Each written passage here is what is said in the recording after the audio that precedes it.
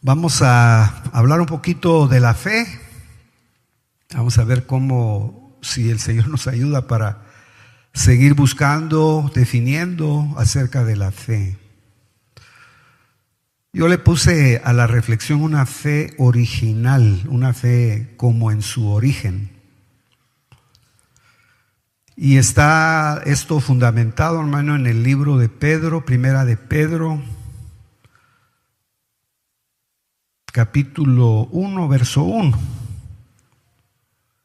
Creo que alguien que podía fortalecer a la iglesia y examinarla era el apóstol Pedro, puesto que él vaciló. Imagínese, hermano, que las versiones que tienen connotación hebrea, raíz más hebrea, yo le echo a usted el comentario y tal vez usted, si usted tiene alguna versión, dice que él dijo él juró, bajo juramento dijo que no conocía a Jesús. E incluso dijo que una maldición caiga sobre mí, así dice el texto, si es que yo conozco a ese hombre, imagínense. Pero lo que a mí siempre me ha impresionado es cómo no depende de nuestra fe en sí, pues, que vacilemos, nos debilitemos, sino el Señor fue al primero que fue a buscar para fortalecerlo, para rescatarlo. Creo también, hermano, que el discipulado que tuvo el apóstol Pedro le sirvió mucho también para que aunque él se soltó en determinado momento de la mano del Señor, el Señor no lo soltó. Y a veces puede ser que nosotros nos soltemos de la mano de Él, pero Él no nos deja. Y en el libro en 2 de Pedro 1:1 dice: Simón, Pedro, siervo y apóstol de Jesucristo, a los que han recibido una fe como la nuestra, mediante la justicia de nuestro Dios y Salvador, Jesucristo. En la versión de las Américas tiene una llamadita cuando dice cuando dice ahí en esa porcioncita, a los que han recibido una fe como. Los que usan esa versión van a encontrar que dice que el cómo ahí está refiriéndose a que tiene el mismo valor, una fe que tiene el mismo valor, o que es de la misma clase. Ahora, como la idea, hermano, es estar revisando nosotros constantemente si estamos en la misma fe que ellos recibieron. Y acuérdese que ellos la recibieron también de alguien que la trajo, que fue Jesús. Puesto que en el libro de Hebreos, cuando se está hablando acerca del sacerdocio eterno, el libro de Hebreos en capítulo 12, 2 y verso 3, dice que no debemos de quitar nuestra mirada de el autor y consumador de la fe. Pero ahí la idea, hermano, es no salirnos nosotros. Acuérdese que para términos entendibles, Jesús, el Señor, es como un depósito, como un depósito, del cual nosotros no podemos salirnos. Es un cuerpo, estamos dentro de Él. Por eso se ha dicho, se ha enseñado, hemos aprendido que el apóstol Pablo en sus epístolas usa la palabra en Cristo. En Cristo. Efesios, Colosenses, usa mucho eso. No es con Cristo, sino es en Cristo. Es un estado espiritual envolvente, no es un estado espiritual excluyente. No es que solo Él nos haga compañía, ni nosotros le hagamos compañía, sino es estar dentro de Él. Es el concepto. Por eso la fe, cuando se recibe, es, digamos, explicada de alguna manera en el acto de engendrar, de dejar una semilla dentro de una persona que va gestándose y da fruto. De tal forma que cuando dice ahí entonces el escritor a los Hebreos, y está hablando de la fe que tiene relación, hermano, con las cosas eternas, no con las figuras, sino con lo eterno. Está hablando de no salirnos de un estado espiritual, de una comunión que nos haga estar envueltos de la vida de Cristo. Ahora, ese tipo de fe es una fe, hermano, que en cierta medida tiene que ser probada. Va a ser resistida. El que la posee va a tener que soportar que lo ataquen. Va a ser sometido a un hermano a vergüenza, porque acuérdese que la fe dice que es la certeza de lo que se espera, la convicción de lo que no se ve. Es ver lo que otros no miran, es tener confianza en los que otros no tienen confianza. Y qué duro o qué difícil es, hermano, poner la confianza en algo que aparentemente al ojo natural no existe. Pero qué reposado y qué deleitoso es descansar en alguien que uno cree que sí existe, aunque los otros no lo ven. Por eso ahí dice que Él mismo, el Señor, soportó la cruz, menospreciando, dice, la vergüenza, y después que fue probada la fe, habiendo Él muerto conforme al programa de Dios y habiendo resucitado, está sentado a la diestra del trono de Dios. Así que la fe lo saca a usted al final de las situaciones más difíciles que la muerte pueda gestar. Yo diría, hermano, que la fe es uno de los antídotos poderosos para que la muerte no encuentre ocasión en nosotros. La Biblia o el Señor mismo dice que para el que cree todo es posible. Ahora, ahí dice claramente en esos textos también: considerad pues aquel que soportó la hostilidad de los pecadores. Es decir, para el que tiene esa clase de fe, que es la que se gestó en Jesús y se consumó en Él, y la traslada por medio de la palabra a sus enviados, a sus discípulos, para ellos no habrá halago, sino habrá hostilidad, habrá oposición. Generalmente cuando usted yo hoy fui a hacer un mandado a un lugar, fui a lavar mi vehículo, y el que estaba, o el que debe ser el encargado del taller, un señor se me acercó ahí muy, muy amable a platicar, y cuando yo sentí estábamos platicando. Pero cuando ya se entra al terreno de la fe, ahí cambia la plática. Porque ya es lógicamente, ya es un planteamiento, piensan o son de esta manera, o ya hay una barrera que nos divide. Entonces yo me di cuenta que cuando ya comienzan a preguntarle quién es uno, dónde trabaja, y por la misma plática entra uno en confesar su fe, entonces ahí se pone una barrera. Se acabó la plática tan bonita que está. Entonces, hermano, aquel que soporta, Jesús soportó la hostilidad de mantenerse creyéndole al Padre y al plan que el Padre le había diseñado a Él en lo personal,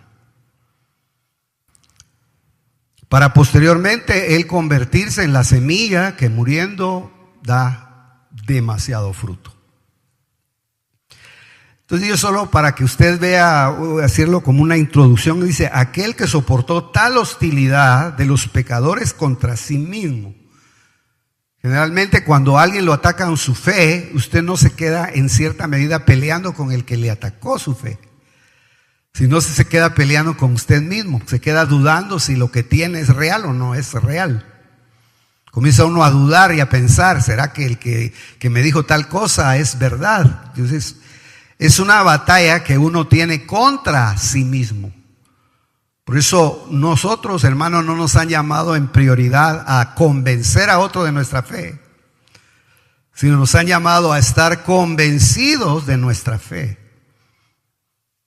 Somos nosotros los que tenemos que tener la convicción en nosotros mismos de qué creemos y a quién le creemos.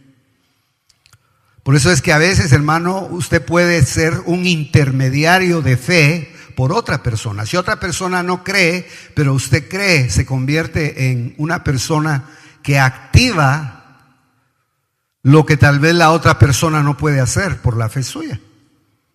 El ejemplo lo tenemos en aquellos 4 varones, hermano, que llevaban a alguien que no tenía fe, pero ellos sí tenían fe. Entonces siempre va a haber hostilidad y estamos, digamos, viviendo épocas en las que el ataque es a la raíz, a la fe del creyente.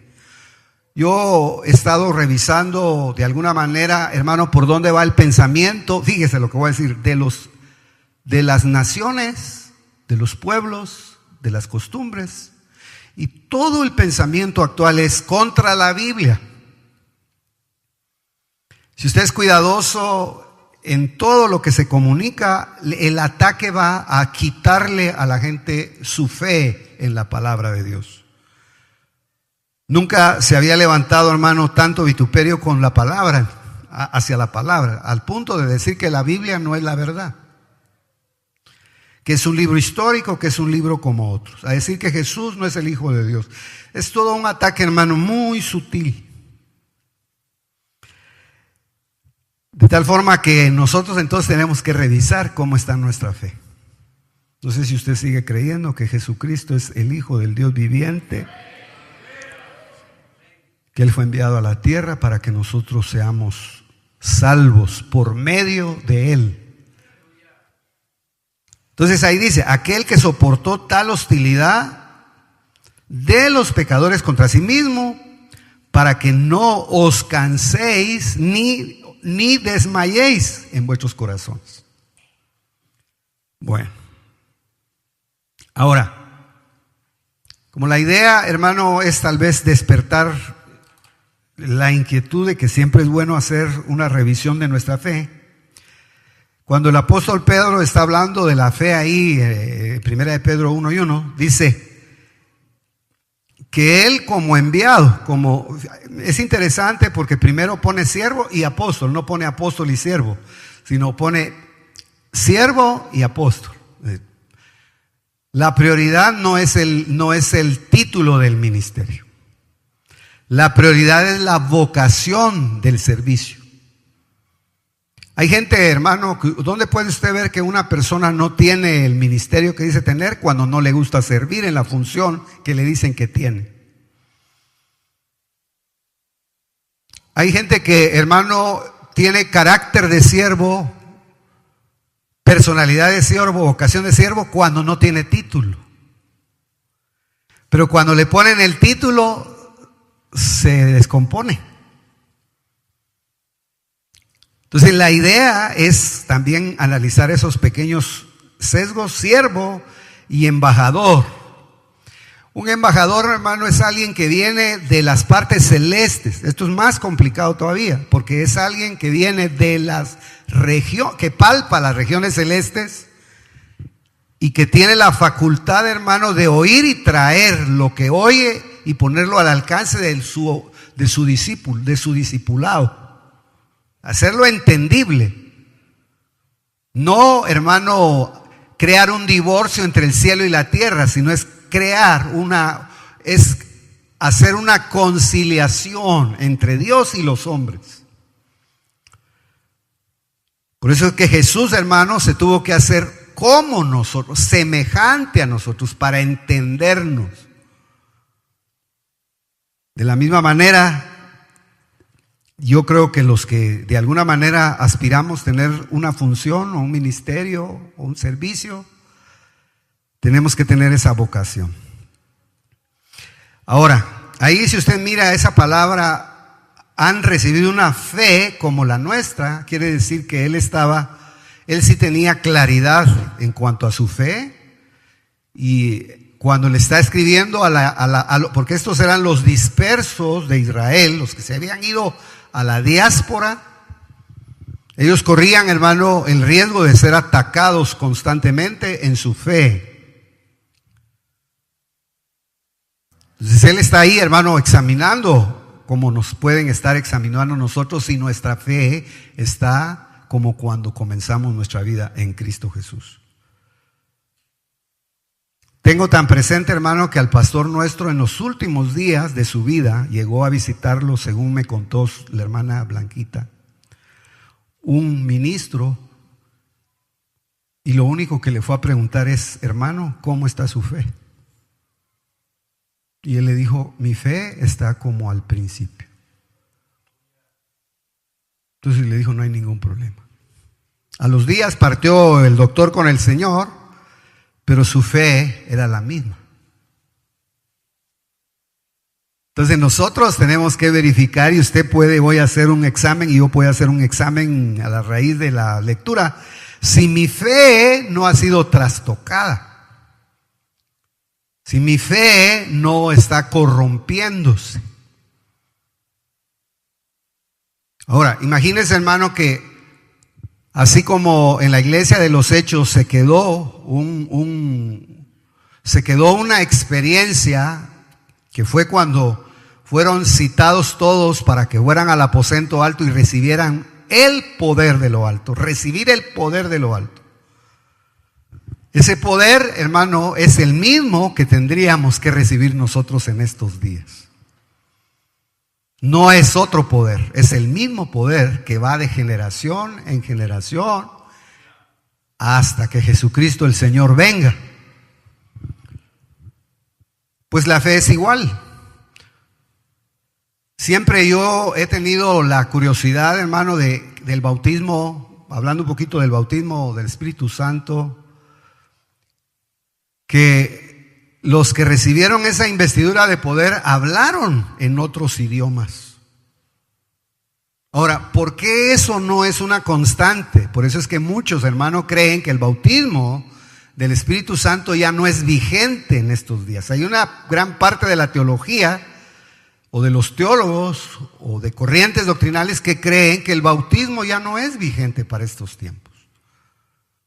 Porque tendría que darse una situación como la que se dio en la iglesia de los Hechos, en donde los que recibieron el poder tendrían que hablar otros idiomas. Eso no lo podemos evadir. Ahora, aunque no es una constante, yo le aseguro que si usted revisa a la iglesia genuina, a la iglesia que verdaderamente, hermano, ha sido visitada por el Espíritu Santo de Dios a lo largo de las edades, de los tiempos, usted va a ver que hubo gente que si hablaba español, pudo haber hablado inglés u otro idioma. Entonces, eso avala el hecho de que el bautismo del Espíritu Santo no es solamente para otra época, sino está vigente. Todo depende de la soberanía y de la genuinidad de esa administración. Y no necesariamente, hermanos, se tienen que hablar idiomas, sino también lenguas del Espíritu, que son ininteligibles al que las oye, pero son lenguas legítimamente inspiradas por el Espíritu Santo de Dios. A veces Dios da la facultad de dar otro don, que es el don de interpretar una lengua y traducirla al idioma de las personas a las que se está dirigiendo. Es un don no mucho palpado en nuestras congregaciones. Pero el hecho de que no lo veamos no quiere decir que no exista. Tal vez esas cosas, hermanos, son las que hacen y ponen a la iglesia en un nivel un poquito, la sacan de lo normal. Y que siempre es una invitación a que nosotros anhelemos eso. Y sobre eso el apóstol Pablo viene y dice que aparte de los dones, anhelemos un camino mejor, que es el amor. Interesante, porque cuando usted ya, si me da tiempo a trasladarle las cosas, usted va a ver, hermano, que dentro de la cátedra que le da Santiago a sus discípulos también, o a la iglesia, le está hablando de la fe con obras, pero introduce un texto ahí bien complejo, porque dice que los demonios creen y tiemblan.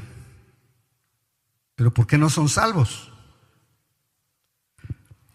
Vamos a tocar ese texto. Entonces Pedro ahí, hermano, está en cierta medida, ya lo hemos dicho, examinando a aquellos a quienes va dirigida la carta, y es si la fe que le fue dada a la iglesia en aquellos días, o la que nos es dada a nosotros la consideramos como la del mismo valor. No es una fe la que tienen nuestros hermanos que están aquí a la par, debería de ser la misma. Si estamos predicando al mismo Cristo, debería de ser la misma. No salva a medias, salva plenamente, integralmente. No es una fe la nuestra diferente a la que tienen otros hermanos en otras iglesias, si es que predican al mismo Jesucristo. Y por lo mismo, nuestro lenguaje debería de ser más entendible. Debía de haber menos sectarismo, hermano, en las iglesias. Obviamente, cuando se habla de fe, dice que la fe viene por el oír de la doctrina que sale de la boca de Dios. Entonces, cuando la doctrina es diferente, por eso es que la fe es trastocada también.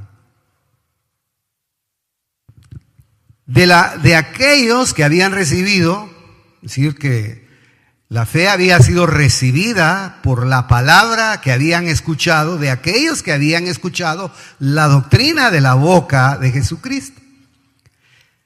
Y eso, hermano, fue, digamos, caminando de generación en generación hasta nuestros días. Por eso es que cuando ya vamos al libro de Santiago, usted puede revisar Santiago capítulo 2 del 14 al 26, está hablando Santiago, la fe sin obras o la fe con obras. Pero ¿por qué dice que la fe sin obras es muerta? Quiere decir que hay personas, hermano, que pueden creer que Dios existe. Ahí hay que leer el texto detenidamente, porque ahí le encontré yo ahí una espiguita a ese texto. Ahora, el apóstol Santiago nos muestra rasgos para que lleguemos a entender que la fe puede ser perfeccionada. Puede ir siendo, cada día podemos ir creciendo, conociendo dimensiones más fuertes. Cuando usted mira, hermano, el libro de Hebreos capítulo 11, usted ve la diversidad de formas en que la fe opera. Hay fe hasta para morir en paz. Hay fe para ser mártir. Hay fe, hermano, hasta para soportar la persecución.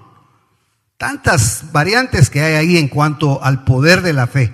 Entonces, y el peligro, solo voy a leer esta parte acá, donde dice, nos muestra rasgos que llegamos a entender, para que lleguemos a entender que la fe puede ser perfeccionada.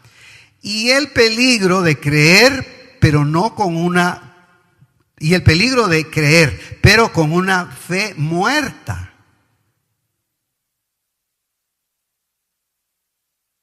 Como otras creaciones. Porque aquí ya entramos, hermano, al hecho de que ¿cuándo le dieron fe a los demonios? ¿De dónde vienen los demonios? ¿Quiénes son los demonios? ¿Por qué se convirtieron en demonios? A los que no les aprovechó por ser rebeldes.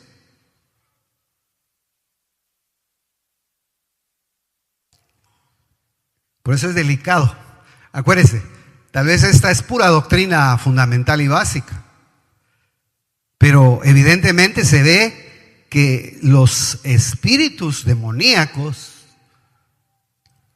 de alguna manera les dieron fe, porque si ellos, mire hermano, si ellos son una creación preexistente, una creación que fue hecha antes de nosotros o paralela, ahí podríamos entrar en discusión de dónde vienen los demonios.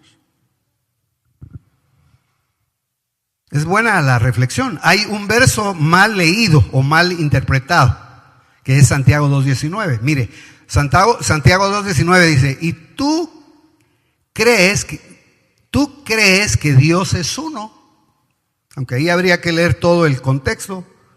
Haces bien. También los demonios creen y tiemblan.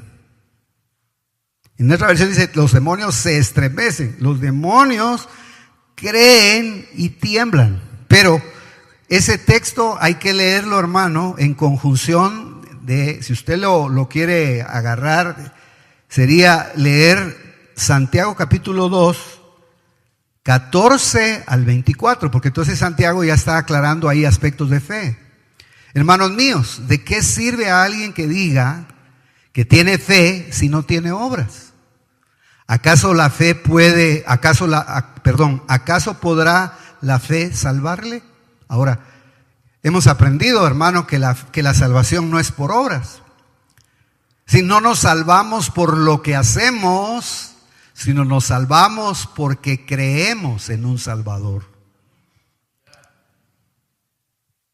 Pero si usted sigue leyendo ahí, dice: y si un hermano o una hermana están desnudos y tienen necesidad de sustento diario, y si alguno de vosotros le dice: id en paz, calentaos o saciaos, pero no les dais las cosas que son necesarias para el cuerpo, ¿de qué sirve? Así también la fe, si no tiene obras, está muerta en sí mismo. Entonces quiere decir, hermano, que la fe no la dieron para que nosotros demostremos que tenemos la vida de Dios que nos lleva a actuar. No tiene que ver con la salvación, es un fruto, es una consecuencia de haber sido salvados, de haber sido engendrados por la fe. La gente que tiene fe, hermano, actúa frente a la necesidad. Hace algo en el campo práctico de la salvación. Entonces, está hablando ahí claramente, hermano, de que no podemos estar nosotros estáticos, sino si decimos que creemos, por decirle, si yo creo que el Señor se mueve en la alabanza, ¿qué tengo que hacer? ¿Callarme o cantar? Fíjense que si yo sé y creo que hay poder en el Señor, que hay poder de liberación, tengo que buscarlo de alguna manera. Mi fe se va a activar en la medida que yo crea en el que libera o en el que sana. Entonces, para que la fe no se... ¿Y sabe por qué es tan delicado? Porque la fe está muy ligada, hermano, al poder del Espíritu. Mis palabras son espíritu y son vida. La fe viene por el oír de la palabra. Confieso lo que creo. Entonces esas son palabras que están íntimamente relacionadas. Si yo creo, tengo que accionar. Si no actúo, me puedo ir marchitando. Y cuando uno está débil en la fe, puede venir alguien a enseñarle otra cosa y lo tuerce. Porque eso es lo que probablemente pudo haber pasado con estos seres, hermano, que creyeron, pero no creyeron bien. Voy a tratar yo de explicarlo. Fíjese. La fe nos es dada para tomar acción en Dios y demostrar que le creemos y que tenemos plena confianza en Él. Ahora, cuando se habla de ese verso, y Santiago está haciéndolo, incrustándolo dentro de la fe, que es demostrable por la acción en Dios, él introduce ese texto. E introduce el texto y dice: ¿tú crees que Dios es uno? Ahí ya cambia, porque yo no lo había leído detenidamente. Hasta los demonios creen que Dios es uno. Ellos no creen nada más que Dios existe. Ellos creen en la unidad de Dios. ¿Tú crees que Dios es uno? Hacéis bien. También los demonios creen. Ahí deja abierto a pensar. ¿Creen en Dios o creen en la unidad de Dios? Y tiemblan.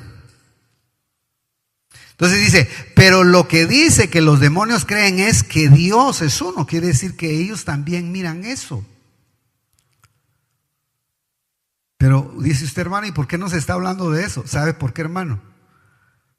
Porque si ellos creen que Dios es uno, ¿en dónde dejaron de adorar al único Dios?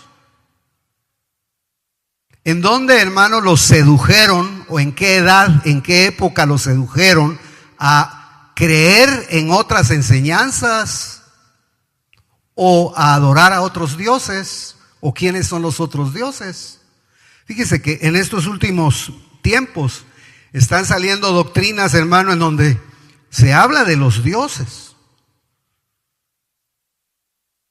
Y cuando se habla de la triunidad de Dios, algunos creen, teólogos creen que no se está hablando de el Dios manifiesto en tres personas, sino está hablando de los Elohim. Dice que es una palabra majestática, o es una palabra que usan los reyes cuando hablan. Un rey cuando habla en plural.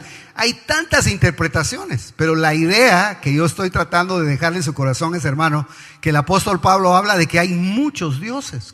¿Quiénes son esos dioses? ¿Serán ángeles caídos que fueron seducidos a buscar también la adoración como le ofrecieron a Eva y a Adán en el huerto? Efectivamente. Por eso, hermano, el culto a Dios es lo que uno debe de cuidar. El culto no es solo participar y copiar lo que otro hace. El culto es por revelación doctrinal y por experiencia vivida.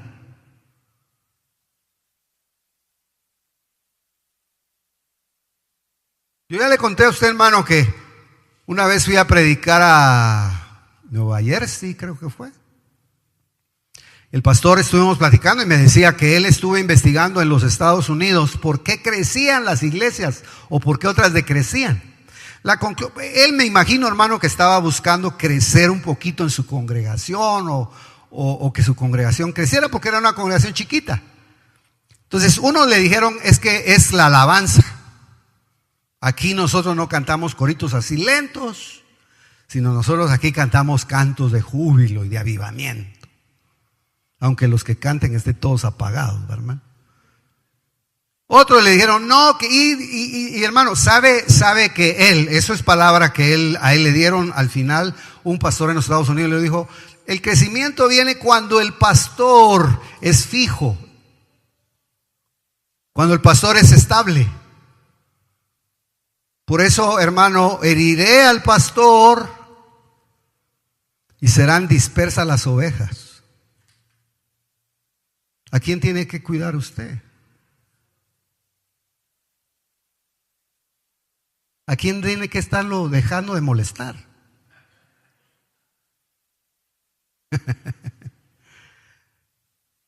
Heriré el pastor y serán dispersas las ovejas. Evidentemente se está refiriendo al pastor de los pastores. Pero le digo esto, hermano, porque cuando estábamos hablando de eso, él decía, hay gente que entraba a una iglesia que estaba avivada, decía, no son los cantos. Y hermanos, se iban, pedían la lista de cantos, se los llevaban, los iban a cantar, pero no tenían la visitación de Dios. Entonces el evangelio no es ir a copiar a otra iglesia. El evangelio es la revelación de Dios para nuestra vida. A medida que vamos siendo libres, vamos creciendo en muchas cosas. A medida que el reino de Dios va siendo estable en nuestra vida, a esa medida, hermano, se va a ir reflejando la libertad en todo sentido. No va a ser una libertad, hermano, que está circunscrita solo a las cuatro paredes de la iglesia. Usted va a ser libre en su casa. Usted va a ser libre en su trabajo. ¿Pero libre de qué? Libre para ir a chupar. Tiene que haber una diferencia. Si usted está trabajando, si usted tiene una función en la sociedad, quiere decir, hermano, que usted va a ser, si a usted y a mí nos alcanzó Jesucristo con el texto que dice: y si el Hijo os libertare, seréis verdaderamente libres. Quiere decir que nosotros vamos a ser libres de todo lo que la sociedad y el paganismo nos impone, pero no como una carga, sino como un fruto de verdadera libertad en nuestra vida. Yo no creo, hermano, que el apóstol Pablo haya estado en la cárcel y haya estado amargado. Sus epístolas escribía y decía: hermanos, ustedes que están afuera, ¿por qué están amargados? ¿Por qué no se les mira el gozo? Yo estoy aquí en la cárcel, cada día me anuncian y me vienen a decir que ya me van a llevar a la guillotina, pero el gozo no se me acaba. Alégrense, hermanos, gócense. Entonces no es el lugar, no es, hermano, no son los espacios. Es un estado espiritual. Así es la fe. Hay gente, hermano, que no habla. Yo ya le conté que una vez estábamos orando en un lugar por un varón que tenía cáncer en la próstata. Y me acuerdo que era esos días, hermano, en que uno oraba con todas sus fuerzas. Ahora se ha vuelto mero haragán. Pero orábamos y, hermano, clamábamos. Y un hermano que él no era muy efusivo, no era muy así de gritar y orar, fueron a tocar la puerta y llegó un varón y le dijo: así dice el Señor, tu hijo está sano. Porque era el hijo del hermano de la casa donde estábamos orando. Mire, hermano, nos fue a callar a todos, levántese, levántese, levántese, ya el Señor habló. Así, eso yo lo viví. Ya el Señor habló, dice que está sano. Hermano, todavía llevaron al joven al hospital. Cuando lo abrieron estaba sano. Entonces la fe no es así tan emocional, es creer. Tiene usted fe aunque no se mueva físicamente, pero tiene la convicción interna y de ahí nadie lo mueve y comienza a esperar en Dios. Parece que fuera una contradicción con las acciones, pero si no accionamos en base a la convicción, entonces nada más nos movemos. Ahora, yo nada más le saco esto porque dice que los demonios creen en la existencia de Dios, pero creen en algo específico. ¿En qué creen? Que Dios es uno. Ellos también creen que Dios es uno. Y como creen que es uno, hacen una diferencia entre el único Dios y los otros dioses. Por eso cuando Cristo el Señor entró, hermano, a una sinagoga y estaba un hombre ahí con un espíritu inmundo, lo reconocieron. Los demonios o el demonio que estaba, o el espíritu que estaba en esta persona, dijo: tú eres el Hijo del Dios viviente, tú eres el Santo de Dios, has venido a destruirnos. Entonces tiemblan porque ellos saben lo que les espera.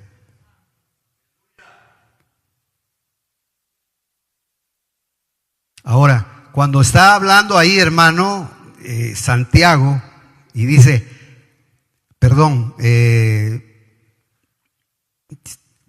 ese pasaje de Santiago es una relación con Deuteronomio capítulo 6 y verso 4, porque el oye, oh Israel, es el mismo texto, es el Shema.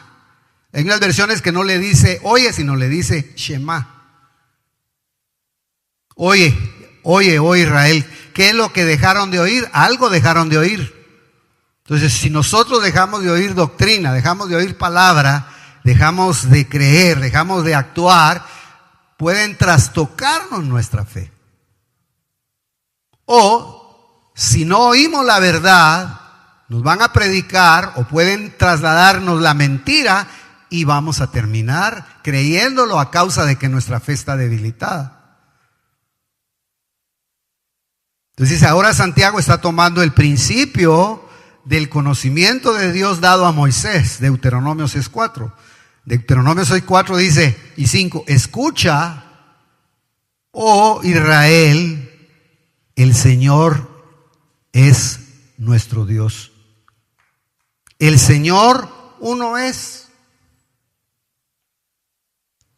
Y si usted mira el texto que leímos, ¿cómo dice ahí Santiago? Tú que crees que Dios es uno.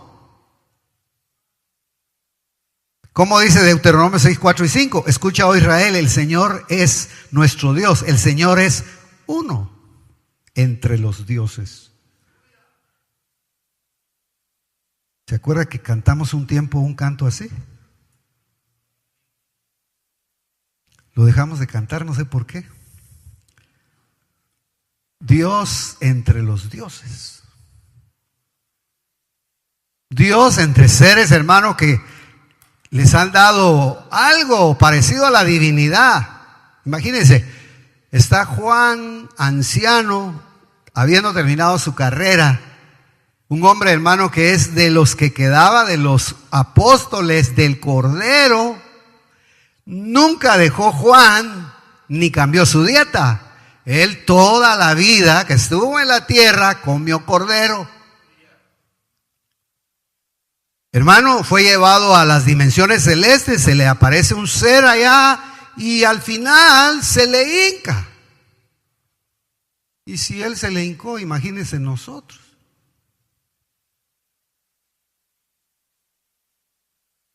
Entonces, son seres y sabe que tal vez solo quiero llegar a una conclusión. ¿Sabe por qué, hermano? Porque estos días el mundo espiritual es activo. Si usted mira cómo está cambiando el mundo, mire Latinoamérica, no nos vamos a meter a política, hermano, pero mire cómo está Latinoamérica de explosiva. Mire, hermano, cómo está el movimiento en el mundo sobre lo que es el establecimiento de autoridades. Como usted no mucho se informa, yo le voy a decir.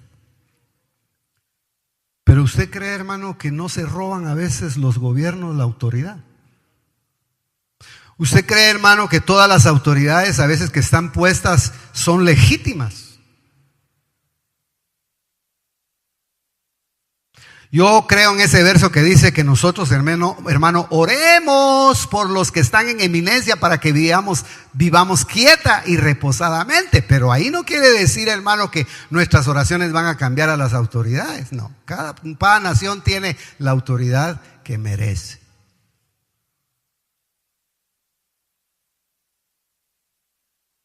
Dentro del programa de Dios.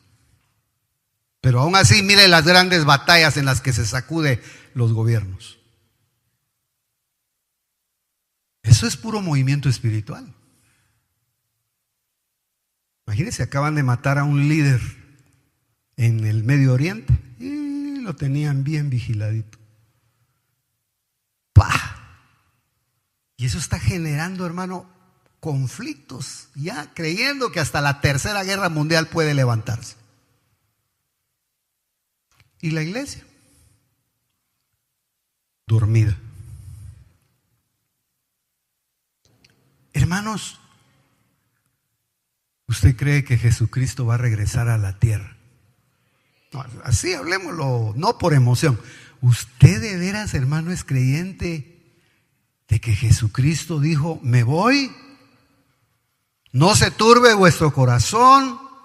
Me voy, pero me voy a preparar lugar para vosotros, para que allá donde yo esté, vosotros también estéis.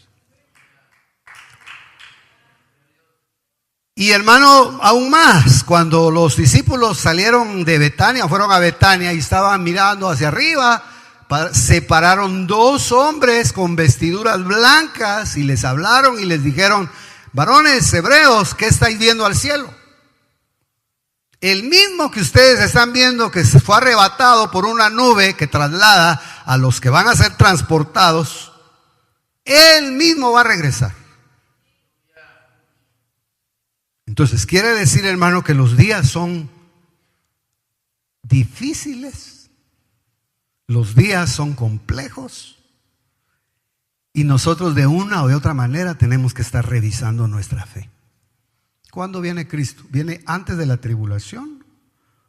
¿La iglesia pasa la tribulación y se queda y se va antes de la gran tribulación? ¿O la iglesia pasa la tribulación y la gran tribulación y lo esperaremos hasta su segunda venida? ¿Cómo hacemos? ¿Sabe usted que ahorita hay una gran discusión ahí?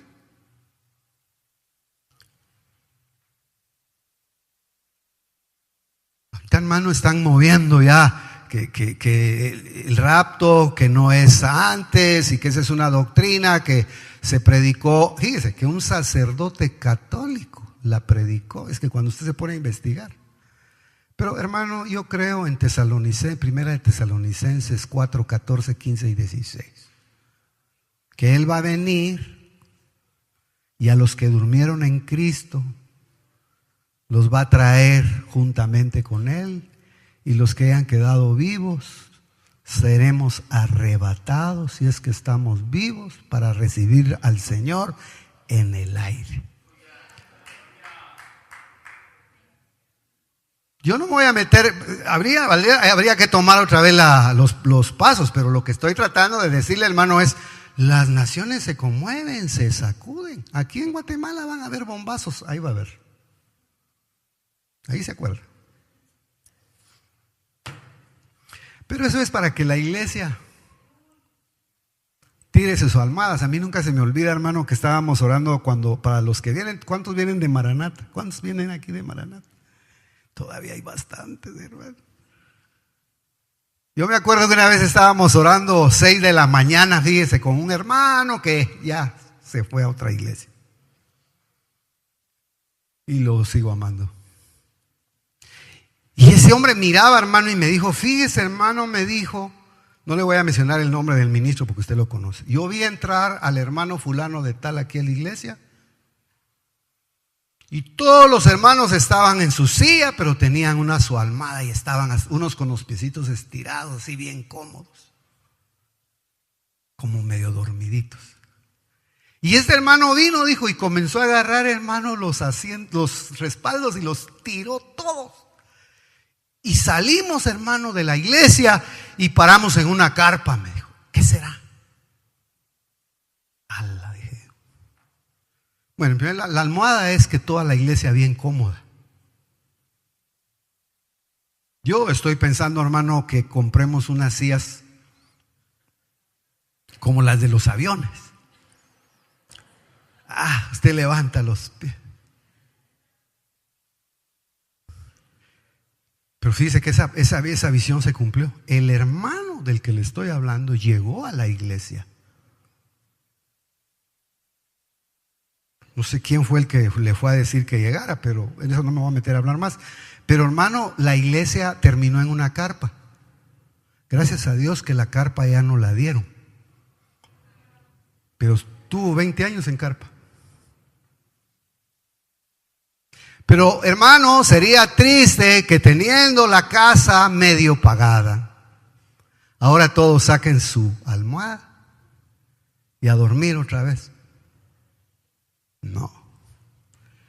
Levantémonos, porque la obra de Dios es vigente, las necesidades ahí están. Tenemos que seguir predicando la palabra de Dios. Dios todavía libera, sana, restaura, cambia. Tenemos que vivificar nuestra fe, hermano. Esto, lo digo, es un texto un poco complicado, pero dice: escucha, oh Israel, el Señor nuestro Dios uno es, el Señor uno es. Y mire, y el otro texto es: amarás al Señor tu Dios con todo tu corazón. Entonces, esta es mi percepción del texto. ¿Qué pasó con esas creaciones, hermano, que aún creen y tiemblan? ¿Por qué? Quiere decir, hermano, que ellos dejaron de oír lo genuino y lo verdadero. ¿Cuándo les enseñaron y qué les enseñaron? Acuérdese, hermano, la vida preexistencial espiritual es, hermano, se puede usted imaginar. Cuando Judas está hablando, hermano, de los ángeles que aprisionaron en prisiones eternas, ¿cuándo sería esa rebelión? Hay estirpes angélicas, hermano, que no las dejan ni salir, las tienen en regiones de oscuridades preservadas para el día del gran juicio. Pero ¿por qué se rebelaron? ¿Qué hicieron? ¿Qué hermano, qué trastoques? ¿Cómo hicieron esos seres que dentro de ellos podrían estar catalogados los Nefilim, los seres caídos que le enseñaron a las hijas de los hombres cosas extrañas? Imagínense todas esas hecatombes espirituales de las cuales nosotros ni siquiera tal vez tenemos una concepción clara. Ahora, ¿seguirán espíritus inmundos invadiendo la tierra? ¿Estará cerrado el abismo? ¿Saldrán periódicamente? ¿Qué pasará en el mundo espiritual para que la sociedad, hermano, esté tan degenerada? Para que las sociedades, hermano, estén horribles. Para que las leyes estén cambiando. Hace días estaba yo viendo, hermano, que una señora estaba criticando a otros que en la puerta de su casa tenía una bandera de color azul con violeta y blanco y no sé qué otros colores. Y ella dice que cuando vio la bandera en esa casa tuvo la intención de ir a tocar y decirle: ¿usted sabe qué significa esa bandera? No es la del arco iris, sino es otra. ¿Sabe cuál es esa bandera? La de los pedófilos. Hasta ellos tienen bandera.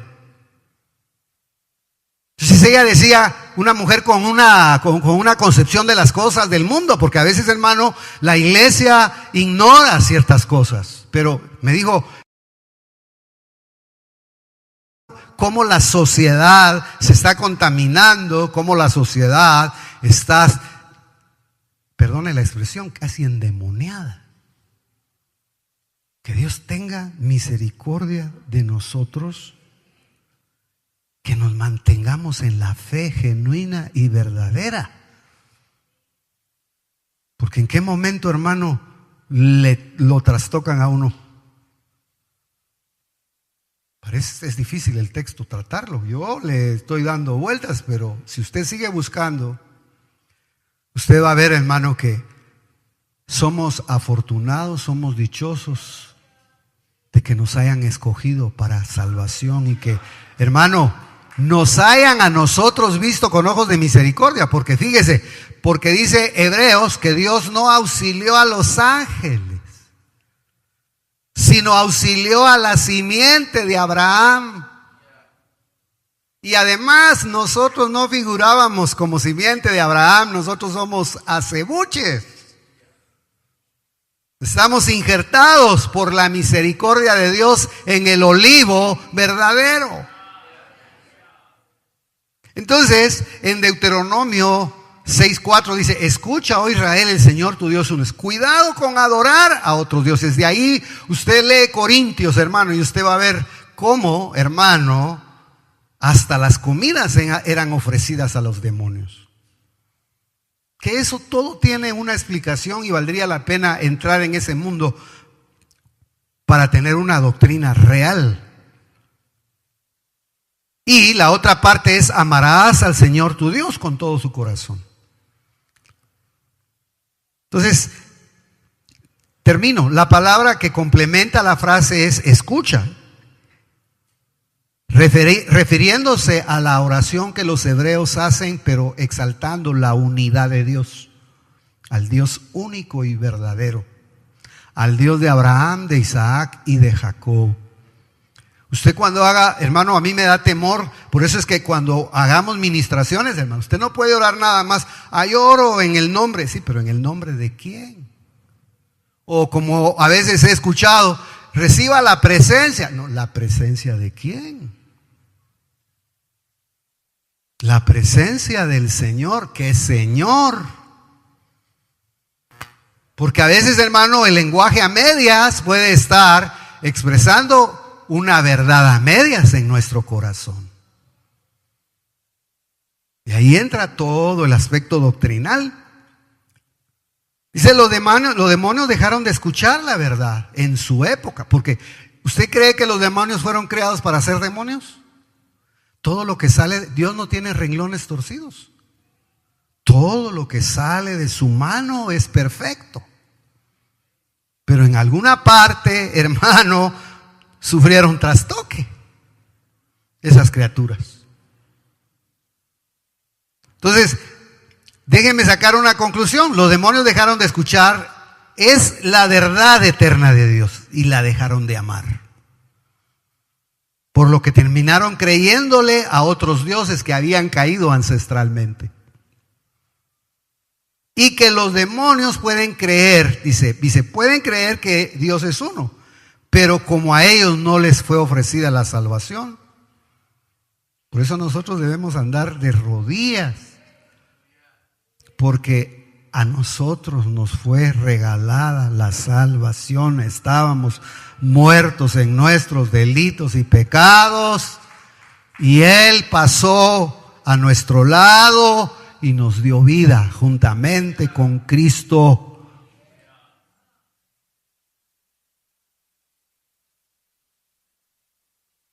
Solo le leo este texto, porque la simiente no, dice, porque ciertamente no ayudó a los ángeles, sino ayudó a la descendencia de Abraham. Ya que la simiente de Abraham fue creada después de que Dios dispersó las naciones. ¿Se acuerda usted que, hermano, vienen todas las naciones y se reúnen en un lugar, Sinar, después las dispersa? Pero usted se ha puesto a pensar, y yo no me voy a meter a hablar más, ¿qué sucedería en ese levantamiento de esa torre extraña? Que, hermano, llevaban la mitad de la construcción y de repente cuando comenzaron a hablar ya no se entendieron. Comenzaron a hablar en un idioma distinto y los dispersaron por el mundo. Algo ha de haber trastocado en el mundo espiritual. Yo no me atrevo a decir qué es. Pero dice, mire, solo le voy a leer acá. Dice, ya que la simiente de Abraham fue creada después de que Dios dispersó las naciones. Y de todas las naciones solo tomó una, que es la nación israelita. Y de la nación israelita nace, en la nación israelita nace el nuevo hombre, nace el Mesías, nace Jesús el Cristo, el autor y consumador de la fe. La nación israelita que venía de los lomos de Abraham, Isaac y Jacob. Las otras naciones fueron entregadas a otros dioses. Fíjese, hermano, que yo estaba leyendo hoy algo acerca de la idolatría. Hay muchos que miran la idolatría como algo muy simple, pero en el tiempo antiguo la idolatría tenía una connotación más de hechicería, más fuerte de lo que nos imaginamos. Tenían, hermano, como le dijera yo, conjuros que les abrían la boca y los oídos a los ídolos para que ellos pudieran comunicarse con las entidades divinas que entraban en esos ídolos. De tal manera que no eran solo madera, sino eran seres en los que se traslapaban, o entidades, puntos de contacto en donde se trasladaban demonios, hermano. Si entráramos nosotros a ese mundo oscuro, solo a observar, vaya a darse una su vueltecita a Haití. Ellos no están jugando con la hechicería. Ellos hablan de cosas sobrenaturales, ellos tienen textos, ellos tienen libros, hermano, en donde se mueve todo el mundo de las tinieblas. Pero ¿sabe qué es lo más tremendo? Que aún desde esos fosos de abismo de tinieblas reconocen que aquel que tiene la vida y la sangre de Jesucristo no le pueden hacer absolutamente nada. A mí eso me impresionó, hermano. Ellos mismos, como seres que prestan sus vasos para cosas de las tinieblas, ellos dicen, no, con fulano no, porque ese es un hombre, o esa es una mujer de Dios. Nosotros debemos de darle gracias al Dios Todopoderoso que nos escogió nos guarda y nos cubre y nos cuida con su sangre preciosa. Oiga, a pesar de lo que somos. Porque si el Señor nos pagara por lo que hacemos y somos, no existiera Cantares. Dios es bueno y es misericordioso. Ahora, ese texto no lo deje ahí porque está incrustado entonces. Quiere decir, hermano, que la fe es muerta. Se puede creer, pero no si no activamos, si no actuamos, si nuestra fe no la demostramos accionando en Dios. Delicado. Delicado. Por eso mucha gente se tuerce, hermano.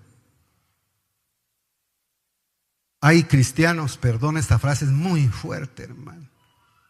Hay cristianos que parecen más endemoniados. Tristemente.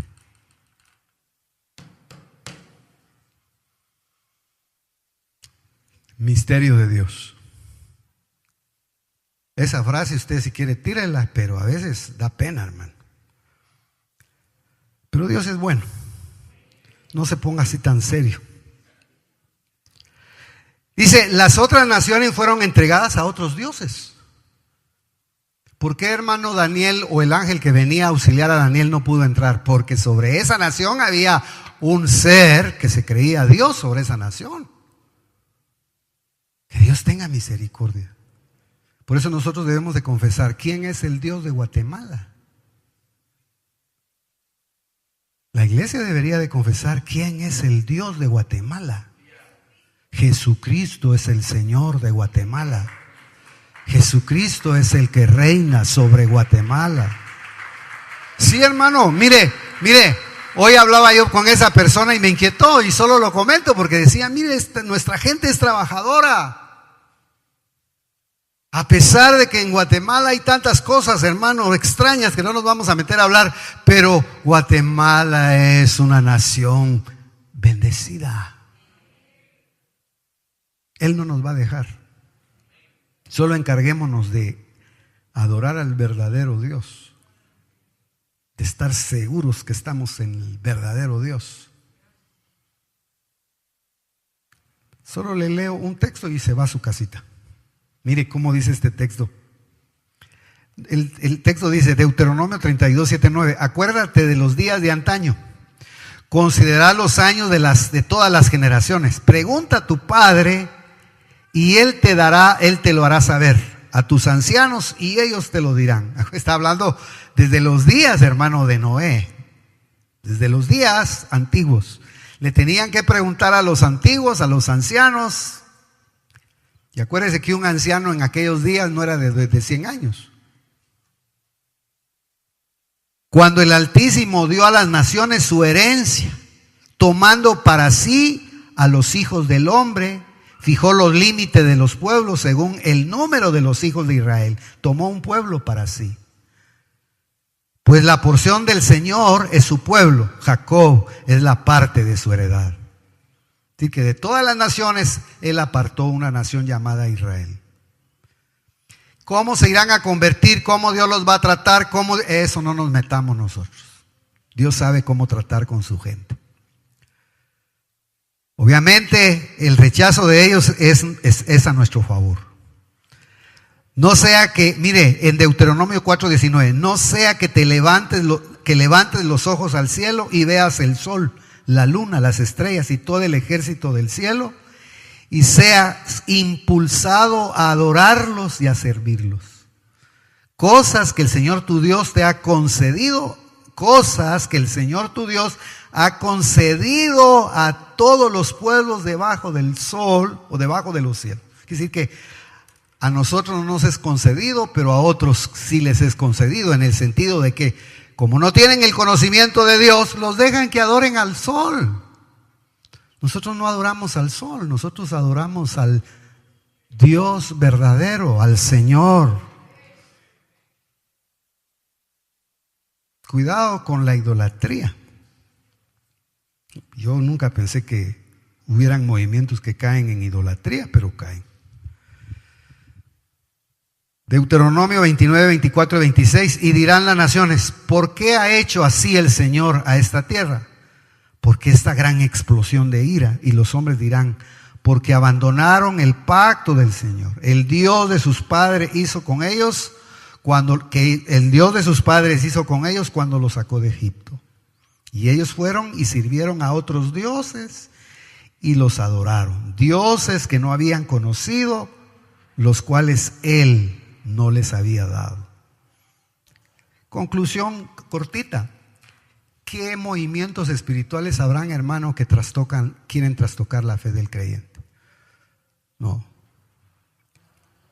Sigamos amando la palabra, sigamos buscando la palabra, para que no vayan a haber contratiempos en el camino. Nunca se me va a olvidar una vez que fuimos a orar con el hermano Ronnie, que era hermanita que ya le quedaban días para irse y decía: estoy perdida. No hablaba mucho, solo decía: estoy perdida, estoy perdida, estoy perdida. Yo ya le conté eso, hermano. Hasta que el hermano regresó a reprender: espíritu de muerte, la vas a dejar libre, y en el no. Dije: ¿y el hermano sí? ¿Por qué estará reprendiendo eso? El otro día se fue, pero dijo: ya encontré el camino. Arréglenme mi ropa porque ya me voy, porque ya encontré el camino. Le pusieron su ropita, en la madrugada se fue y está en la presencia del Señor. Que Dios nos guarde, lo guarde, hermano.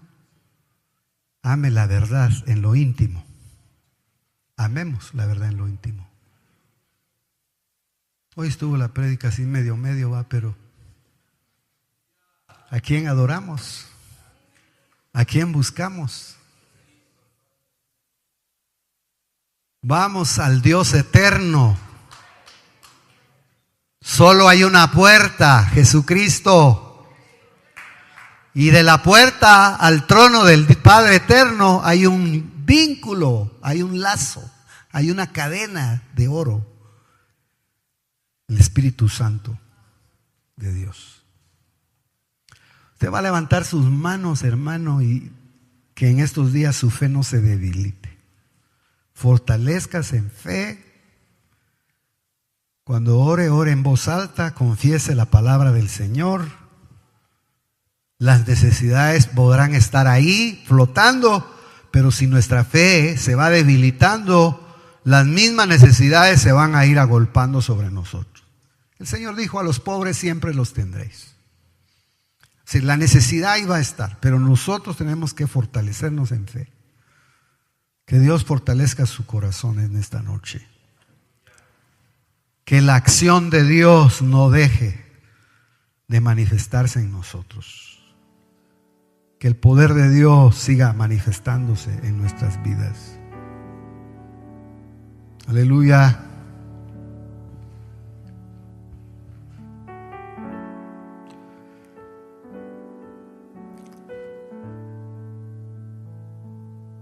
No se sabe, hermano, cuándo ni cómo estos dioses, hijos de Dios, fueron puestos sobre las naciones. No se sabe. Tal vez sí puede uno investigar. Pero ellos abusaron de la autoridad y se corrompieron. Hay entidades espirituales, hermano, que tienen cautivos regiones, lugares. Pero para eso están las embajadas del cielo, que son las iglesias constituidas por Dios. Hemos dicho que desearíamos que la iglesia de Cristo Cantares fuera una embajada del cielo en la tierra. El lugar donde el Señor pone una escalera para que desciendan sus seres angélicos, sus siervos, y vayan y vengan y traigan bendición y vida eterna. A Natanael creo que fue al que le dijeron eso. Verás sobre la cabeza del Hijo del Hombre que suben y bajan ángeles de Dios, a causa de que él creyó la palabra. Qué bendiciones querrá el Señor traer todavía sobre nuestras vidas.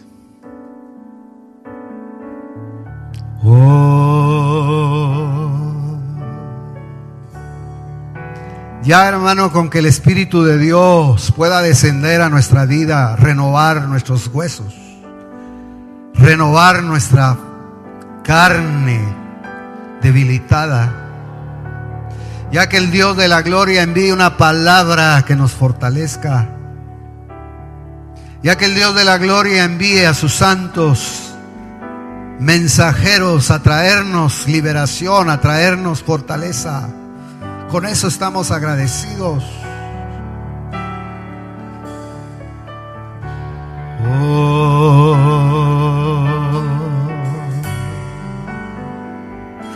¿Cuál es su necesidad? ¿Cuál es la condición de nuestras vidas? ¿Cómo está nuestra fe? ¿Cómo está nuestro espíritu? ¿Está debilitado? ¿Está fortalecido? ¿Está dudoso?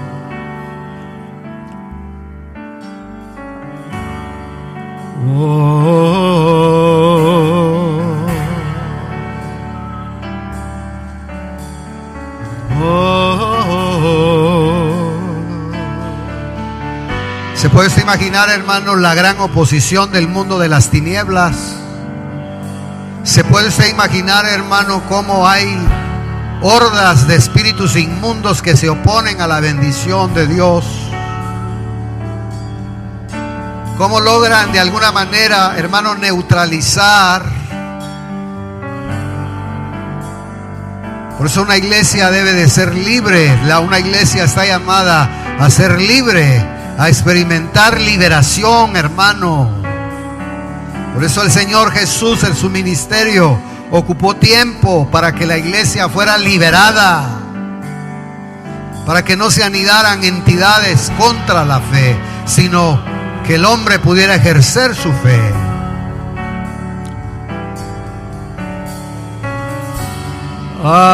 Señor, gracias.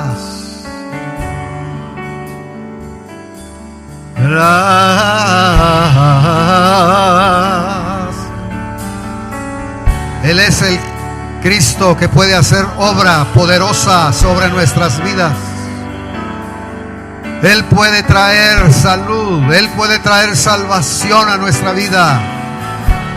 Él puede, hermano, hacernos entender que el precio de nuestra redención ha sido pagado en la cruz del Calvario. Hay gente que todavía está pagando en efectivo la redención, pero nosotros ya no la pagamos, hermano, porque ya la pagó el Señor con un precio, que es el precio de sangre. Señor bendito, gracias.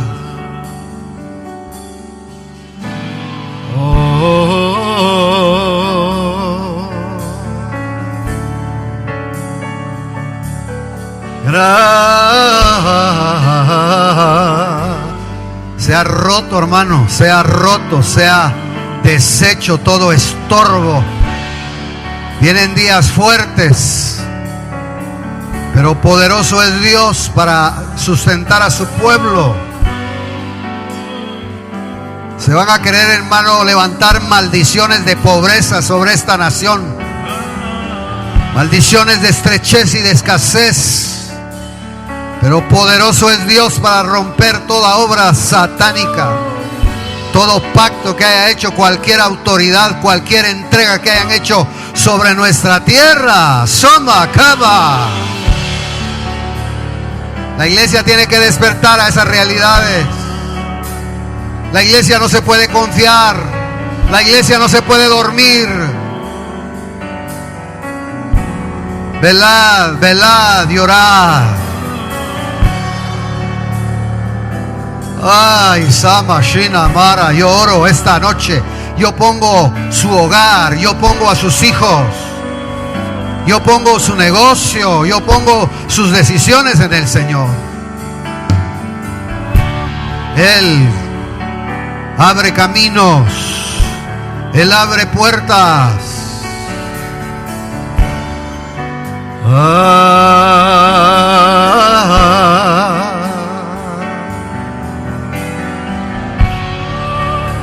La fe sin obras es muerta. Oh, Romash Tamana Sama. Hoy Kamarra Mash Tamara. Su confianza no debe estar, hermano,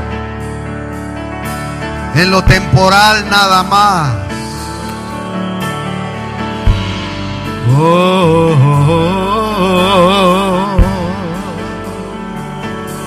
¿Cuánto hemos caminado en fe? ¿Cuánto hemos afectado? ¿Cuánto nos ha afectado el mundo espiritual?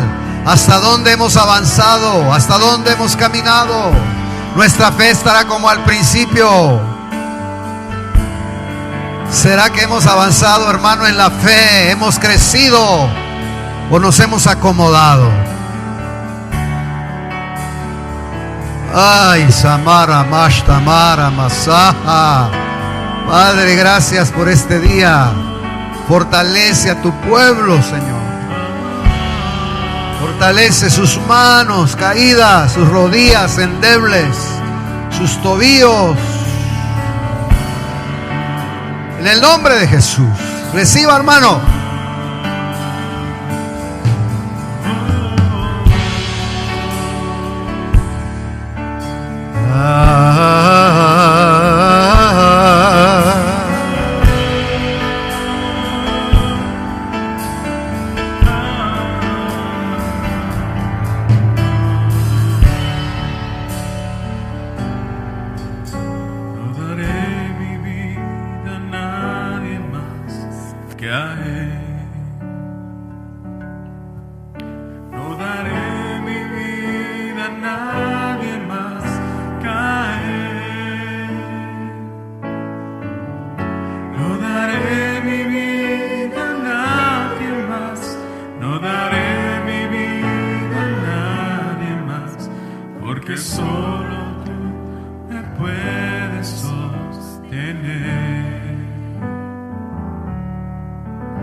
No daré